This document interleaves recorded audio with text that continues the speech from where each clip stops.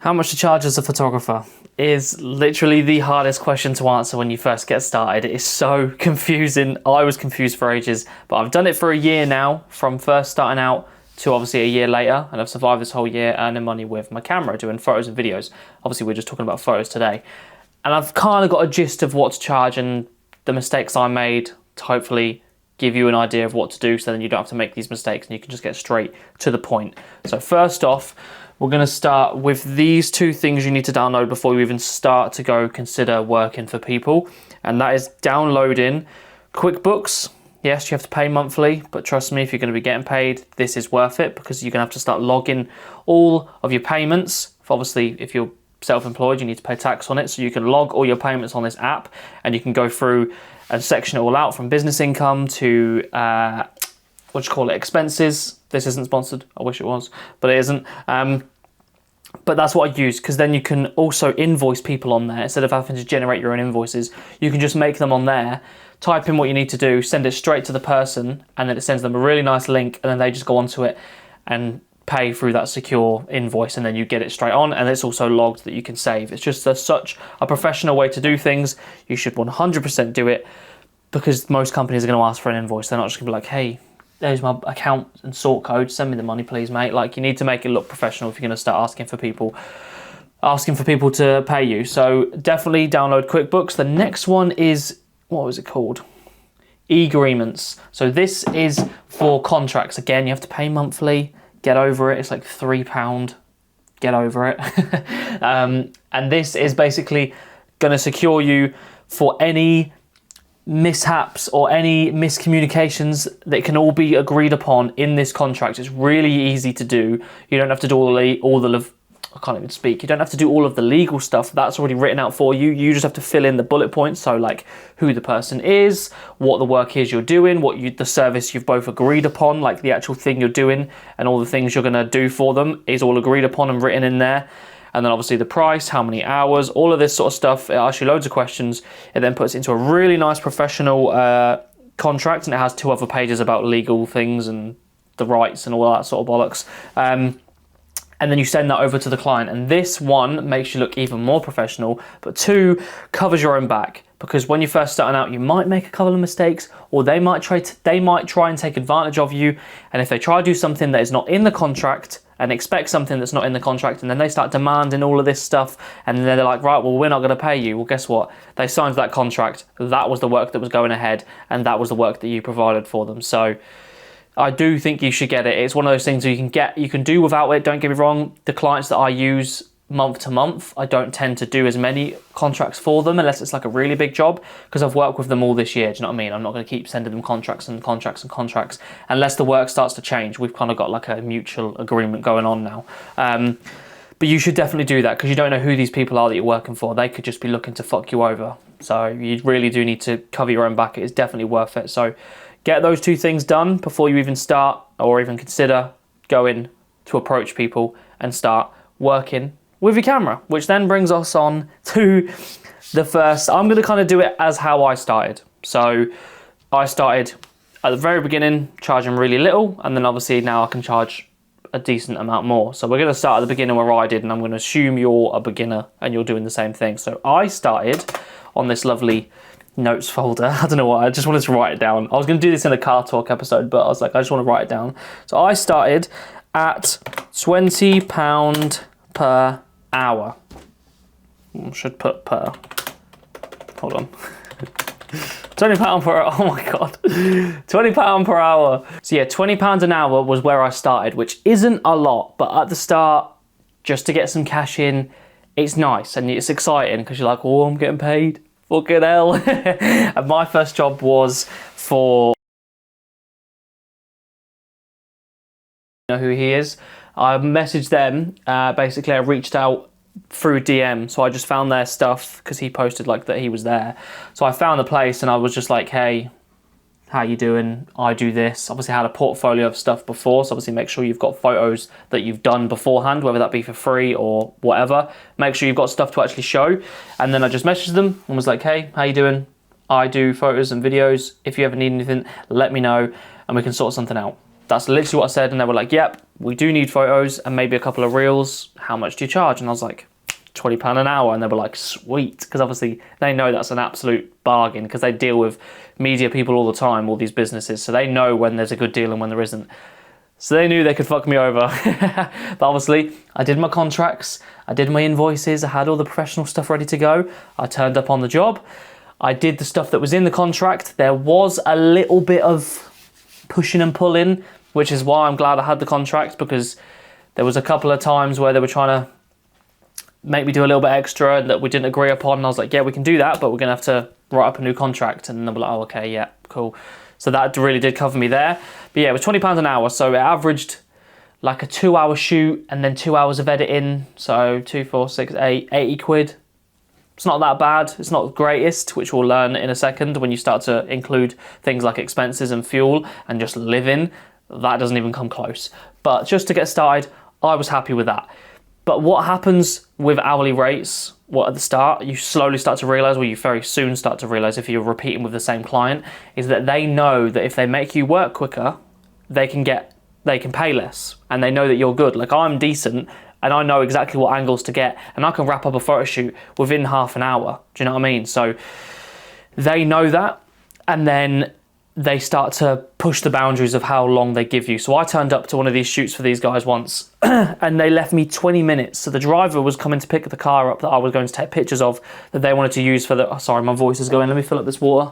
So they'd done this work for this guy on his Volkswagen or something, and he was coming to pick the car up, and they timed it so I arrived literally half an hour before he was due to pick the car up. And when I arrived, the driver was literally sat outside, and I came in and I was like, oh, who's that? And he was like, oh, it's the driver. And I was like, oh, okay. And he was like, yeah, we've only got 20 minutes. I was like, what do you mean we've only got 20 minutes? And they're like, yeah, we've only got 20 minutes. And I was like, I mean, yeah, I can get it done in 20 minutes, but now I'm only getting 20 quid. I mean, I've come all this way and I'm only getting 20 quid now because they know I can work quick and I can get the job done still within that time frame. And I was like, right, that wasn't very nice. Don't do that again. I said to them, I need at least an hour minimum. But then on the next shoot, they tried to do the same thing again. And I was a bit like, right, this is starting to become a bit of a grey area where they're sort of taking advantage now and taking the piss. So I was like, right, I'm moving on to flat rates. That's what I said. I was like, I'm moving on to flat rates, and I made the decision because, one, I started to realise the fuel and stuff, it wasn't really covering me, and then the actual work was worth a little bit more, and the flat rate just secured me, so then they couldn't, if it only took me 20 minutes, like just because I'm good, it shouldn't then devalue how much you get paid. Do you know what I mean? Just because you're efficient doesn't mean that you should be devalued, which is what the hourly rate does. So from there, I moved on to flat rates. And from the flat rate, I started out with a flat rate of, how much was it? £100. £100 for that client. Don't get me wrong, we're going to talk about different clients that this could obviously affect. Obviously, different clients living in different areas, you want to charge a different flat rate. But for this certain client, which was about half an hour to 40 minutes away, still not enough, but I was just happy to get at least a guaranteed money. And then I would turn up and do the work within half an hour and then go home, but knowing that I was going to get that flat rate. And they weren't happy about it. Like, they did give me a bit of a back and forth about it. They were a bit upset because obviously they knew they were getting a good deal with the £20 an hour. They didn't really understand it, but that just kind of goes with the clients that you work with. The lower money and the lower budgets that you work for, you'll notice that the clients act a certain way because they know that they're getting a cheap deal. They don't really want to pay the high bucks. And they're normally the more annoying clients to work for, if I'm being honest, because they just want to fuck you about. There's just always problems. So yeah, they weren't that happy.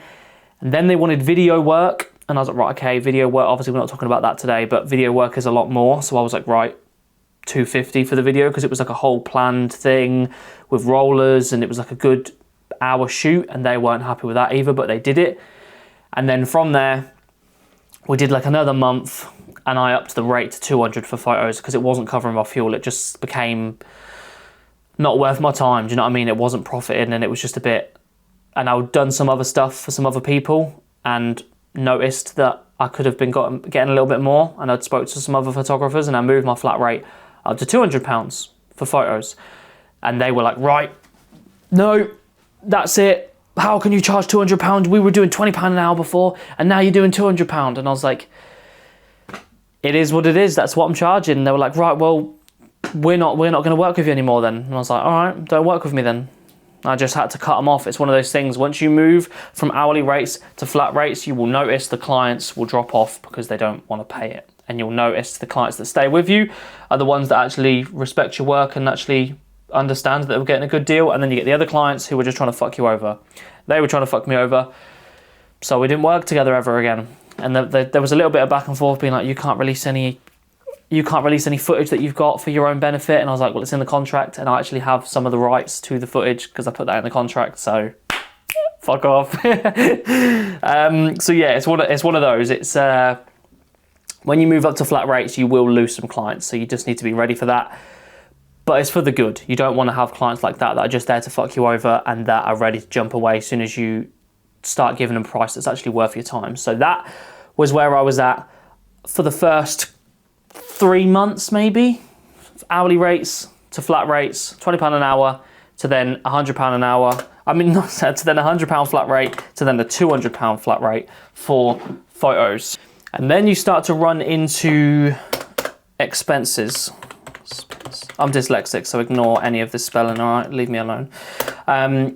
You start to run into expenses because you obviously see the number, you're like 200 quid, cool. But then as you start to go to different places and you start to work for different clients, you start to notice that, oh wait, I'm actually paying quite a bit here to actually go to this place. And then when I'm coming home, I'm actually not left with that much after I take tax away, after I take maybe a food I got on the way there, fuel or a train ticket I got there.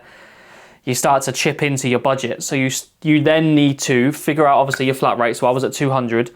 But then I started to consider expenses. So I was like, right, well, Lightroom. I'm paying for Lightroom every month. My camera gear is expensive. Obviously that's not expense, but living costs, general living, like if this is your full-time thing, then you need to take all of that into consideration. Fuel, train tickets, food, all of it, you have to start adding up and being like, right, okay, this is actually out expending the money I'm getting. And the way I started to think about it was, if it's a one-off client, it should be a little bit more money because obviously you might not get another job within the next couple of weeks. So it's like, you can kind of justify the fact that it's a lump sum of money because you're freelancing. You've got all these bills and expenses to pay. So you do need to up your price to be able to cover all of those things for like a one-off client that has randomly messaged you and you're probably never going to work for them again. So I then moved my flat rate up to we're in the expenses bit. I moved my flat rate to £300. And this was for things that were around my area. And this was then gave me 50 was the average of like the day travel expenses. And then obviously if I booked more jobs, the rest of it would obviously go down to like rent and stuff like that. So I moved up to 300 and that was including the expenses. So my average expense for a shoot was 50. Does that make sense? So I was now at 50 and then obviously added an extra 50 just for extra profit from 200 to 300. And that now covers me. So like if I go to a shoot, average at about 20 quid in fuel probably if it's not too far away. And then if I get some food there, that's like what, another 10 quid. Maybe if I need to get anything on the way back or anything like that, drinks, all of it for the day, the expenses to get there, I included £50 plus the extra 50 just to up the budget to 300. So you kind of have to start to do that as you progress in figuring out how much to charge. You have to take that into consideration because I work for these London people and if I just charged 200, which was my original rate, the train to London is like, what? 40 quid sometimes, 50 quid sometimes, plus the tube, plus parking, plus the fuel to the train station, plus the food I get down there. That's nearly 60, 70, nearly 100 quid that you've spent just to get to London. So that is when we then move into the conversation about charging different rates for clients that are in different areas and different distances away. So for those people that I've now got in London, the event company that I work for in London, I charge more for them. I charge a flat rate of £400 for like an average event, which is like 4 hours. But I charge them £400 because I need to take into consideration my train, which is normally 40 quid there and back. Train parking's £5. Fuel is like 10 quid to get to the train station from here. Food when I'm down there is like another 15 quid because it's expensive. And then the tube's like another £7. So that's including all of that, plus a little bit extra, obviously for profit. So that brings the budget up to £400 now. And I like to do that all inclusive. Don't do like my flat rate is £300 plus this for expenses. Just do it all as a flat rate, because I'd rather just see that. Then you can take it all into consideration. But that's kind of how I would work it out. So I'd have obviously my £5 parking, my £10 petrol, my £10 food, let's say, and then tube, £7, and then the train, we'll say average 50 quid.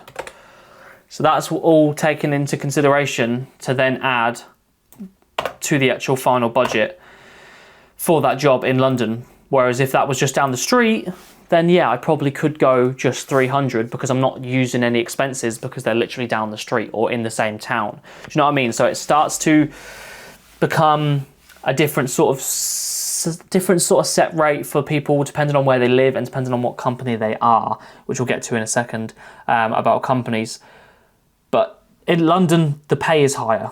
You know what I mean? Everything's a little bit more expensive. So they wouldn't even batter an eyelid because where they're living, there's just a higher rate of living anyway. So you can just match your budget to that area. Does that make sense? From there, I want to talk about companies and specifically like big companies. So I don't know why I like, oh my God. Why can't I spell? Hopefully that's right. Big company. When you've got big companies, they're not like a private business. They're an actual corporation that has several departments, that has several budgets for several things to keep the business running. And when you reach out to people like dealerships, is that spelled right? Yeah. When you run into dealerships, for example, they have a marketing department, and that marketing department get allocated a certain amount of money every year to use for advertising for their department. And their goal is to obviously use that, because if they don't use all of that, well then the person that's running that business is going to go, right, well you didn't use that last year, so that means you don't need that much. I'll give you this much this year. So they want to get rid of that money. So what you can do with these places is you can ask for their budget. You reach out to them and go, hey guys, I do photos and videos or whatever you're offering. I've seen your company, Is this something you'd be interested in? Get back to me and we can talk further. And then they get back to you and go, hey, yes, this is something we'd be interested in. How much do you charge? And then you can be like, right, well, what do you actually want? So I can take that into consideration when putting together your package. And also, what is your budget? So I can also take that into consideration and try work out the best deal for you. So you play the ball here, because it might sound like you're trying to fuck them over, but they're trying to fuck you over. Do you know what I mean? They want to spend as less money on you as possible so they can spend their money on something else and do other things with their advertising budget that they've got. So it's a numbers game. It's who can reveal their number first. And normally they do fold, but sometimes they are very persistent. But normally the conversation goes like that, and you say, right, well, what is your budget and what do you want? So I can sort of make sure I give you a package around your budget that you've got. And they're normally like, oh, okay, yeah, cool. Our budget is 1.5K. And you're like, whoa, this happened to me. This was for a video. And they're like, yeah, our budget is 1.5K. And I was like, right, okay then. And this was at the point where I was charging for videos. I was charging like 300 to 400-ish for videos at this time. And I was like, right, I would have done that for 400, but if you've got a budget for 1.5, and normally that's below their actual budget as well, so you can either push them higher because they've definitely got more room, or you can come a little bit lower, or you can just match where they're at. So I obviously do this thing, I do this thing where I give them options. So I give them a low end, and I make that low end as shit as possible. So say I give them, hold on, let me just see if this is still running. Yeah. I give them a low end, and I make that low end as shit as possible. So it's like you don't even want to go for that because it's just a waste of time. It's such a waste of money. So I make that low end like really not that appealing to what they said they wanted. Then I do a middle package which includes what they wanted, but also maybe a little bit more, but not much more expensive. No, yeah, a little bit more expensive than the first one. So say like the first package was 500 quid for the video that they wanted, and then the second package is 1,000 for the video they wanted, but then also short form content so they can post in individual clips on advertising for the short form platforms.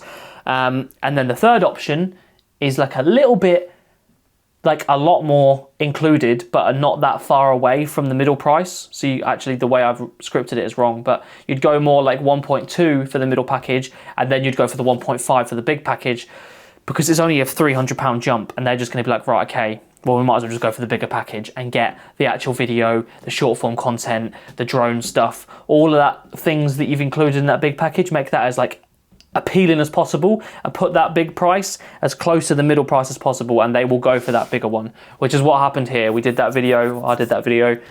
It was a promo video, which I was proud of. I'm actually really proud of that video, considering it was a long time ago. Got them short form content, so they had like 8 to 10 reels to use for advertising. We added drone work into it. Obviously we were mic'd up and everything, got all the mic'd up stuff with the royalty free music. I did them a little logo to start off the video. I'll put some on screen now. But it was a good, I was happy with the service I delivered. I didn't feel like I was robbing them, because it's not their money, like it's the corporation's money, do you know what I mean? So that's the situation where you can use the budget technique, and you can, like, I wouldn't use that on my event, people. Do you know what I mean? I wouldn't be like, what's your budget, guys? Because that's not what they're doing. They're just doing regular events all year round, and they just need a flat price. Yep, we pay him, he does this, that's our event, we'll see you at every single one this year. Whereas these companies, it's like a one-off deal. Like, you know, I'm probably never going to work for that dealership again. Do you know what I mean? It's a one-time thing, which is why the numbers are a little bit bigger and more inflated. But yeah, when it comes to corporations, you can definitely take advantage of that technique, and don't be afraid, and try get their number before you give yours away, because they will take you for 400 if they can, whereas they've probably got 1.5 to spend in their pocket. I was supposed to write all that down on the notes, but I've sort of given up with the notes, to be honest. I might as well quickly touch on this point as well, which is leading it from that basically, and it's just packages. If you can package something up, you can earn a little bit more. So say my flat rate was 400, but I can offer packages where I'm like, so I can do the flat rate photography that you want for 400, but then you can upsell them and be like, but I do a package where you get the photos, but you also get some short form content, and you also get maybe some headshots or some portraits, depending on what job you're doing. You can add these little things in that you know is in your niche. Like portraits or whatever, you can add some extra edits in for this little package price that I do that most clients really like.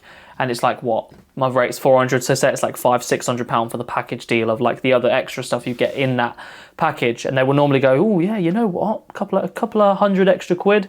Yeah, we would like to go for the package deal. So you can always upsell them, even if even if they reach out to you, they don't normally know what they want. Like you, my voice. Like that, oh my God. Jesus Christ. They might know what they want photos, but they might not have even considered, oh, actually, yeah, maybe we do need short form content. Or yeah, maybe we do need some headshots for the guys. Or maybe we do need photos of the products. You know what I mean? They might not even think about it. So sometimes you have to sort of, fucking hell. Oh, that's stuck in my chest. I think I'm having a heart attack. Oh God, you know when something gets stuck in your chest? You can basically spoon feed them extra ideas, which they will normally take, and you can add a little bit extra money onto it. The last thing I wanted to talk about is just the feeling you get. So you can, the more you do, obviously you don't know how much to charge right now. I've given you a basic layout, start at £20 an hour, move to flat rates of 100 to 200 to 300 to 400, and then you can even go more if you want to, and always include expenses into that final price, and make sure you're profiting at least 300 to 400 quid, depending on where you are. So that's the sort of layout I've used as of now. My rate is currently £400. But you can kind of tell, even if I didn't give you this layout, the way I did it was you can kind of figure out each time, okay, this isn't really enough, like the £20 an hour. This isn't really enough. I'm kind of getting fucked over here. This doesn't feel right. I'm not really comfortable with this. Okay, you know that you're not getting paid enough, so then you move up. Flat rates, £100, £200. You're doing the work. I'm traveling to London, doing all this stuff. I'm like, oh, I've only got 300 quid and I fucking came all the way here, spent all this on trains. This wasn't really worth it. If it was a bit off, you don't really feel satisfied with it. Well, yeah, that's because you're not charging enough. So you move up to the point where I'm now happy to go to do an event or go do a quick shoot down the road for £400 I'm satisfied with that. I'm still on the edge, maybe a little bit more, depending on like if I go to London or not, but I'm happy and comfortable with that number. I don't come home from a shoot and go, fuck, I've got 400 quid from that. Whereas when I was at 300 and I was doing it, I was like, ugh, I had that feeling of, this one didn't really feel right, like I've got fucking 300 quid. So that's the feeling you'll get, and that's when you'll know that you're not charging enough. If you get that feeling, which you will get, and you'll start to progress and start to up and up and up and up the price to where you're actually satisfied with it. Like I shoot these events for these guys up in the summer, which are coming up in a couple of months, and I charge 650 quid for photos of the day. So just like images of like the event and everyone having a good time, and then a 60-second roundup video of what happened. 650 quid. And I'm completely satisfied with that. I do the event. I might not even renegotiate it, to be honest, for this year. I'm happy with that price. I go do the event. They're really nice people to work for. It's about 4 hours I'm there. Sometimes I have to travel a little bit further, but I just add that into the budget anyway. That's what the 50 quid's for that I've added on. And it's a good time. I enjoy it. And I come home and I'm like, sick, I did all that work, 650 quid. That's sick. I'm happy with that. Job done. Whereas if I did that for 400 quid, I'd be like, ooh, that doesn't feel right. It's quite a lot of work, not a lot of money. I edited the whole night before that. Do you know what I mean? So it is a feeling at the end of the day that you will know if you're being paid enough, and you just need to have the balls to be like, right, fuck this. I know my work's good. At the end of the day, so I'm just checking that it's charging, checking that it's still recording.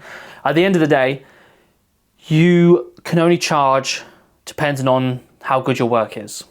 Do you know what I mean? You can't have an ego when you first start and start charging 400 quid straight out the gate if you've got shit photos and if you're going to start making mistakes. I was happy with charging £20 an hour at the start because guess what? I made loads of mistakes on those jobs. I made a video, it was too underexposed, you could barely even see the fucking interior of the car, but it didn't matter as much because I wasn't charging as much. They didn't care as much because they obviously knew they weren't paying as much. So hopefully that helps you figure out sort of what to charge. It's one of those things, you just got to go out there, start charging, and then you'll straight away you'll realize if it's enough or not, and you just have to consider all those things like the budget, the fuel, the time you're editing, all that sort of stuff. Upsell them, use the budget technique, reach out to people. And the way I've reached out to people this whole year is just emails. That's literally all I've done. Just emailed. Hey, I do this, here's my website, if you need anything, let me know. And I normally get a reply, and that's how I book my jobs. That's literally all I do, so I'm not gonna go too much into that. But I will quickly say before the video finishes, as soon as you move up to the £400, don't then neglect the cheaper stuff.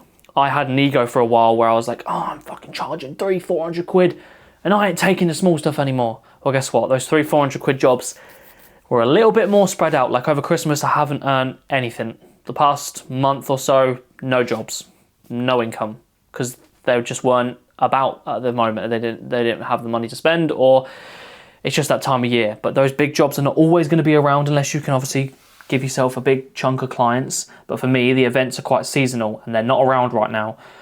So what I do is I take some £30 an hour jobs, obviously upped it from £20 to £30 an hour, and I put a minimum of a 2-hour thing in the contract. So I do some stuff for like a local salon, I do some stuff for my old college where I go there, and I do some stuff for an hourly rate. Do you know what I mean? Just to get a little bit of cash in. You can still take the cheaper jobs as long as it's convenient and you're happy with it and you're not losing out on money.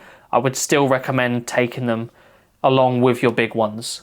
Don't obviously just do the small ones, do the big ones, but just I would keep a couple of small ones just to cover your back, because otherwise you just end up with nothing because you're like, right, well, I'm only taking 1.5k from every single dealership, but you're not always going to get a dealership. So yeah, I'm rambling now. Hopefully that helped. That's probably a really long video, but I just think that's my process. That's where I started and that's where I'm at now. So yeah, just remember it's limitless. Never let anyone tell you how much you can charge. You can charge as much as you fucking want. Do you know what I mean? There's people charging thousands, and it depends what niche you're in as well. I'm sorry, I should have finished the video, but it depends what niche you're in. It's all relative. Wedding photographers can charge a lot more for photo shoots than, say, car photographers, or portrait photographers can charge a certain rate and they'd charge it different to product photographers. It's all going to be different in your niche, but that's kind of the base layer that I've done for the random businesses I've worked for. All right, I'll end the video there. See you later.